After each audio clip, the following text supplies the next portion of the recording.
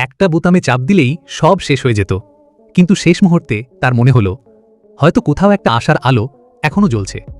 আর সেই আলো হয়ে এলো এক ঘুমন্ত রূপকথার রাজকন্যা। জিম তাকে জাগিয়ে তুলেছিল, তাকে ভালোবেসে, কিন্তু একটা ভয়ঙ্কর সত্য লুকিয়ে রেখে।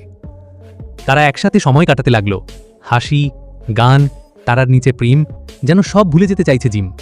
কিন্তু সত্য চিরকাল লুকানো থাকে না। একদিন রোবটটি মুখ ফাঁস করে দেয়, জিমি তাকে জাগিয়ে তুলেছিল নিজের একাকিত্ব ঘোচাতে। ভালোবাসার নামে সে কেড়ে নিয়েছে আরেকজনের স্বপ্ন, তাকে বাঁচিয়ে রেখে নিজের অপরাধ ঢাকতে চেয়েছিল। কিন্তু মহাকাশের ভেতর যখন আর কোনো দিক নেই, তখনও একে অপরের পাশে দাঁড়ানোই হয় বাঁচার সবচেয়ে বড় কারণ। ভালোবাসা হয়তো জন্মেছিল মিথ্যে দিয়ে, তবুও তা শেষ হয়েছিল এক সত্যিকারের আত্মত্যাগে।